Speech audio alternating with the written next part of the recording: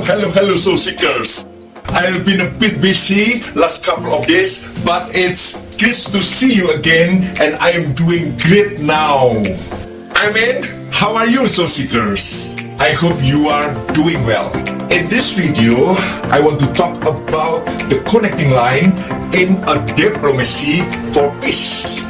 Jadi, ada sebuah benang merahnya dalam diplomasi untuk perdamaian. Watch this video because this video could give you an input or makes you understand even more deeper. In order to have a concern or feel the responsibility towards a situation of world peace, at first you need to be concerned to what happened in this world. Setidak-tidaknya kamu harus memiliki rasa peduli terhadap situasi yang terjadi di dunia ini. Even God did ask us to pray for the world we're living in, right? Soul Seekers, you want all the war in this world come to an end, right?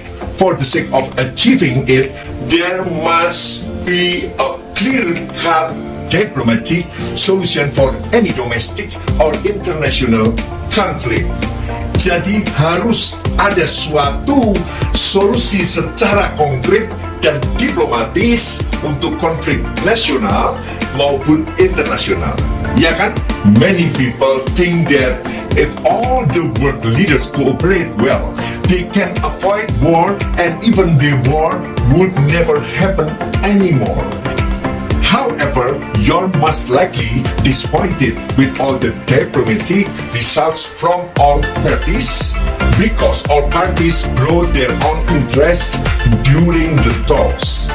For centuries, the diplomats have formulated many agreements, ratified treaties, and helped many international summits to get solution for the sake of creating a world peace and be a better place, but there are just few of it have been settled and have a permanent solution. Tetapi hanya sedikit konflik yang dapat diselesaikan dan punya solusi permanen. Even the Bible talks about diplomacy and peace a lot. According to that, I would like to deliver my thought and how should the Christians act in responding diplomatic effort in conflict resolution, so that later we can reach and create the world peace. Here's my explanation in this video. Check it out. God bless. Amen.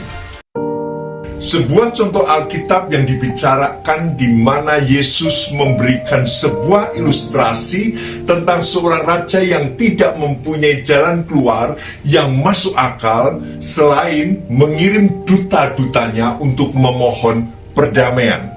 Di dalam kitab Lukas 14 ayat 31 sampai dengan ke-32 dikatakan, atau raja manakah yang kalau mau pergi berperang melawan raja lain tidak duduk dahulu untuk mempertimbangkan apakah dengan 10.000 orang ia sanggup menghadapi lawan yang mendatanginya dengan 20.000 orang.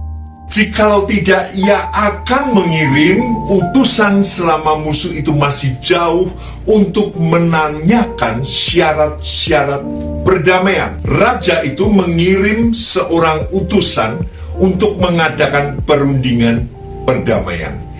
Dan orang yang diutus ini boleh disebut seorang diplomat atau duta besar yang mewakili negaranya. Diplomat adalah seseorang yang melakukan diplomasi sebagai perwakilan suatu negara dengan negara-negara lain atau dalam organisasi-organisasi internasional. Soul Seekers, di sini bahasa merupakan tool yang sangat penting dalam menjalankan pekerjaan diplomat. Lulusan sastra Inggris merupakan peluang untuk menjalani profesi sebagai diplomat. Namun sebenarnya peluang ini tak terbatas untuk alumni sastra Inggris saja. Pasalnya selain menguasai bahasa Inggris, diplomat juga sebaiknya menguasai bahasa lain yang ada di negara itu dan juga yang dipergunakan oleh PBB. Sebagai contoh bahasa Spanyol, Perancis, Arab, Rusia, dan Mandarin. Seorang duta besar atau diplomat harus menguasai bahasa negara di mana dia menjabat. Dan Soul Seeker, ilmu hubungan internasional ini adalah jurusan kuliah yang paling sering disebut sebagai jurusan untuk menjadi diplomat. Kita kembali pada pembicaraan kita tentang diplomasi. Diplomat adalah seorang yang berkecimpung dalam urusan penyelenggaraan perhubungan resmi antara suatu negara dengan negara lain untuk mencapai tujuan negaranya. Diplomat adalah komunikator yang melaksanakan perundingan untuk memenangkan kepentingan bagi negaranya. Seorang diplomat harus sensitif terhadap segala perkembangan politik dalam negara dan harus tunjukkan semangat reformasinya dalam kinerja diplomasi di pentas internasional. Sebagai diplomat harus dapat menjelaskan kebijakan pemerintahannya kepada masyarakat internasional sehingga dapat dimengerti dan didukung oleh masyarakat internasional tanpa tersandung pada hambatan politis. Mengusahakan sebuah perdamaian tidaklah suatu hal yang mudah. Harus ada perundingan, harus ada tawar-menawar, persyaratan dari pihak luar negeri, sementara ia ditugaskan di negara tersebut sebagai diplomat. Jadi ia harus mampu membuat sebuah persepakatan kedua belah pihak. Dalam kitab Injil Matius 5 ayat 9, berbahagialah orang yang membawa damai karena mereka akan disebut anak-anak Allah.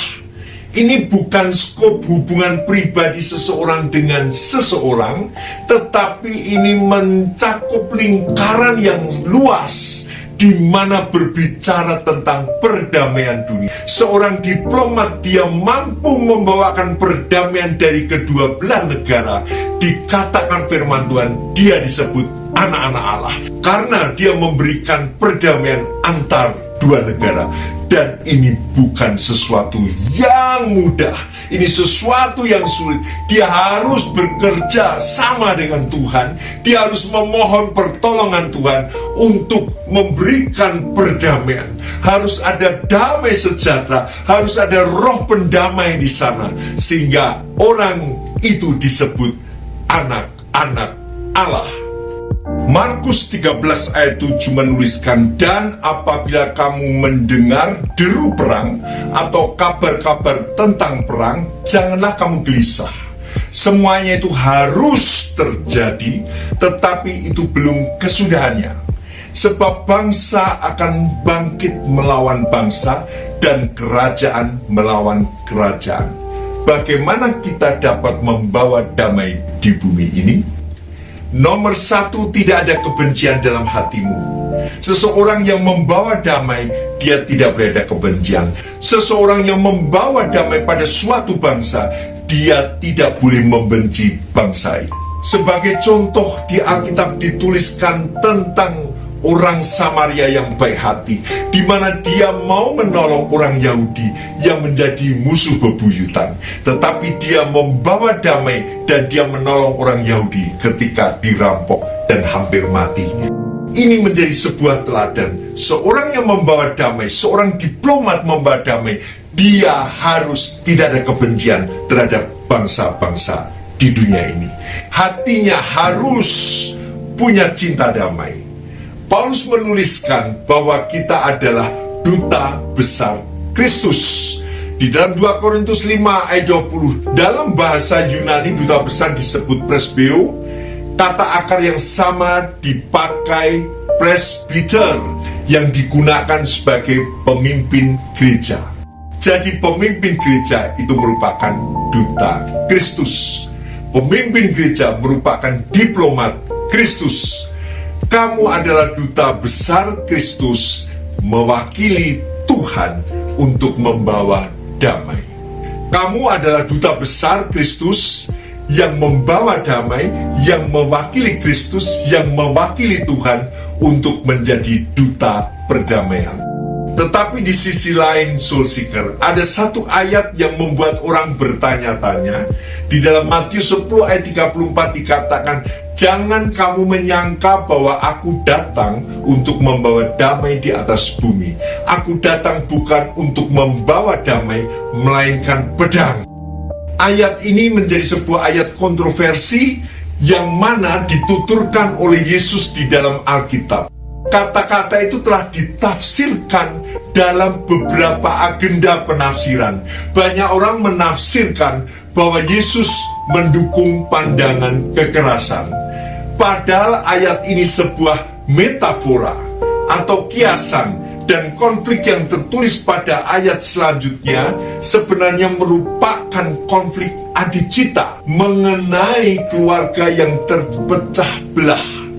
Nampak jelas pada ayat 35 hingga 37. Di dalam kitab Yesaya 9 ayat 6 dikatakan Yesus disebut sebagai Raja Damai. Yesus membawa damai. Yesus memperdamaikan antara manusia dengan Allah. Yesus Raja Damai. Tidak ada orang lain yang bisa disebut Raja Damai selain hanya pada Yesus Kristus. Karena dengan kekuatan kuasa rohnya, dia mampu memberikan pendamaian manusia yang sudah jatuh dalam dosa dan didamaikan dengan Allah dan diterima Allah oleh karena penebusan kuasa darah Yesus. Dan setiap orang yang percaya kepada nama Yesus dan menerima tebusan darah Yesus, ia diperdamaikan dengan Allah dan dia menjadi anak-anak Allah. Istilah dalam bahasa Ibrani damai itu adalah shalom, sering digunakan sebagai rujukan kepada ketenangan orang maupun sekelompok orang ataupun bangsa. Shalom itu adalah perkataan damai dalam bahasa. Itu adalah perkataan damai. Shalom, damai Tuhan turun. Amin. Amin, Soul Seeker. Perkataan shalom yang berarti damai itu boleh dikatakan damai untuk pribadi atau individu seseorang, tetapi juga kalangan dan juga bagi bangsa-bangsa. Shalom, damai dari Tuhan turun di atas bangsa-bangsa. Sebuah pencapaian perdamaian dari sebuah permusuhan itu harus ada rekonsiliasi. Adalah cara menangani konflik memakai metode seperti berunding atau perjanjian. Syarat rekonsiliasi yaitu ada permintaan maaf dan pengakuan akan kesalahannya. Jadi bukan hanya maaf saja, tetapi mengaku apa yang dilakukan yang salah. Ketika Yesus disidangkan di hadapan Pontius Pilatus, ia menyatakan, jawab Yesus, kerajaanku bukan dari dunia ini. Jika kerajaanku dari dunia ini, pasti hamba-hambaku telah melawan, supaya aku jangan diserahkan kepada orang Yahudi. Akan tetapi kerajaanku bukan dari sini. Ditulis dalam kitab Yohanes 18 ayat 36. Rancangan perdamaian seringkali dicemari oleh kebencian nasionalistis dan ego politis. Maka orang Kristen menghindari keterlibatan dalam konflik dunia ini. Jadi apa yang dikatakan Yesus, bahwa dia bukan dari kerajaan dunia ini, tetapi dia dari kerajaan Allah. Karena apa? Karena kalau dia dari kerajaan dunia, pasti hamba-hambanya akan membela, akan melawan jika Yesus diserahkan kepada orang Yahudi. Akan tetapi kerajaan Yesus bukan dari dunia ini. Soul Seekers, rancangan perdamaian seringkali dicemari oleh kebencian nasionalistis dan ego politis. Maka orang Kristen pasti menghindari keterlibatan dalam konflik dunia ini. Itu nampak kan? Dan berupaya untuk mewujudkan sebuah diplomasi upaya diplomasi untuk menciptakan perdamaian. Soul Seekers, melalui kamu, Allah memakai kamu untuk menjadi daya tarik orang lain agar mereka didamaikan dengan Allah. Untuk menerima pengampunan, menerima cinta daripada Tuhan, menerima rahmat daripada Tuhan. Melalui kamu, Soul Seekers, Tuhan mau memakai kamu sebagai duta besarnya untuk menunjukkan hatimu yang baik, untuk menunjukkan sikap hidupmu yang baik, sehingga orang tertarik dan orang itu akan diperdamaikan dengan Allah karena dia melihat cara hidupmu yang penuh dengan perdamaian dan kedamaian daripada Tuhan. Sebuah peristiwa yang tertulis dari kitab 1 Samuel 25, di mana Abigail adalah istri dari Nabal yang mampu bernegosiasi dengan Daud, karena Daud berencana untuk membunuh Nabal suaminya, di mana Nabal tidak mau memberikan sedikit makanan bagi 400 pengikut Daud pada saat Nabal berpesta. Sedangkan Daud dan orang-orangnya telah memberikan keamanan bagi Nabal untuk kekayaannya. Kami telah berlaku baik terhadapmu. Kami tidak mencuri satupun dari domba-dombamu, melainkan telah membantu memeliharanya. Maka tolonglah berikan sedikit makanan bagi kami. Tetapi Nabal berlaku kasar, memaki dan mengusir orang-orangnya Daud. Saya tidak akan memberikan makananku kepada orang-orang seperti kamu. Itu kata Nabal. Ia berbicara sangat kasar dan mengatakan hal-hal yang buruk mengenai Daud. Maka Daud merencanakan untuk menyerang dan membunuh Nabal dan memusnahkan orang-orangnya. Disinilah Abigail, istri Nabal, berperan sebagai diplomat, memakai strategi diplomasi makanan untuk menciptakan perdamaian antara Nabal dan Daud. Melalui strategi diplomasi makanan, yang mana Abigail menyerahkan makanan dan dengan segala kesopanan dan hormat ia memintakan maaf atas perkataan suaminya yang kasar. Dia menyatakan rekonsiliasi kepada Daud. Lalu berkatalah Daud kepada Abigail, "Terpujilah Tuhan Allah Israel yang mengutus engkau menemui aku pada hari ini. Engkau adalah perempuan yang bijaksana." Daud menjawab, "Engkau telah mencegah aku daripada membunuh Nabal untuk membalas kepadanya kejahatannya itu. Sekarang pulanglah dengan damai." Soul Seeker, Abigail, dia menjadi diplomat perdamaian. Dia menjadi duta besarnya Tuhan untuk mendamaikan antara suaminya Nabal dan Daud. Diplomasi yang ia pakai adalah diplomasi makanan. Dia menyajikan makanan. Soul Seeker, betapa luar biasanya seorang ibu, seorang wanita, ketika dia memimpin rumah tangganya, dia menjadikan meja makannya menjadi tempat perdamaian. Dia menjadikan masakannya menjadi perhatian anak-anaknya. Sehingga suatu hari, ketika anak-anaknya sudah pergi jauh dari kampung halamannya, dia akan ingat untuk pulang ke rumahnya. Dia akan rindu untuk berjumpa dengan ibunya karena makanannya. Di meja makan itu, seorang ibu akan berbicara tentang prinsip-prinsip hidup yang benar. Seorang ibu akan menegur hal-hal yang salah yang dilakukan anaknya, dan anaknya menerima dengan sukacita karena dia makan dengan makanan yang dihidangkan oleh ibunya, makanan ibunya yang begitu enak.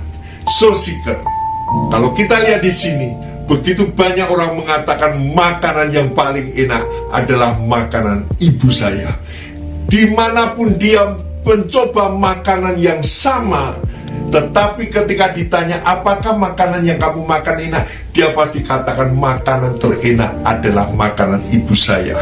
Dan banyak orang laki-laki yang mengatakan ketika dia mengambil seorang perempuan untuk menjadi istrinya, dia akan bertanya kepada perempuan itu, bisakah engkau masak enak seperti ibu saya?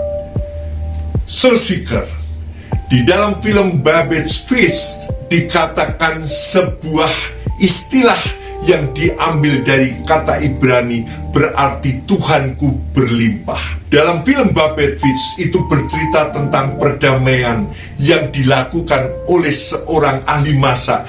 Dia memberikan makanan yang enak dan dia mengundang jemaat itu yang sebelumnya tidak ada tegur sapa satu dengan yang lain. Dan ketika mereka makanan itu, akhirnya tercipta sebuah perdamaian yang begitu indah. Dan pada ujung film itu, akhirnya jemaat itu bersama-sama pergi ke gereja tanpa lagi ada yang namanya sekat pemisah di antara mereka. Soul Seeker, menjadi diplomat, menjadi duta besar, itu adalah diri kita. Untuk kita berani berbicara, mendamaikan seseorang. Kita harus mampu mendamaikan seseorang. Kita harus mengerti ketika di situ ada api, kita harus menjadi air yang mendinginkan. Soul Seeker, Tuhan memanggil kamu menjadi diplomat. Tuhan memanggil kamu menjadi duta besar, menjadi pendamai bagi dunia ini. Dan dikatakan firman Tuhan, berbahagialah orang yang membawa damai, karena mereka akan disebut anak-anak Allah. Tuhan memberkati Soul Seeker. Tetap semangat dalam pekerjaan Tuhan, tetap semangat melayani, dan jadilah diplomat, jadilah duta besarnya Kristus. Puji nama Tuhan. Haleluya. Amin.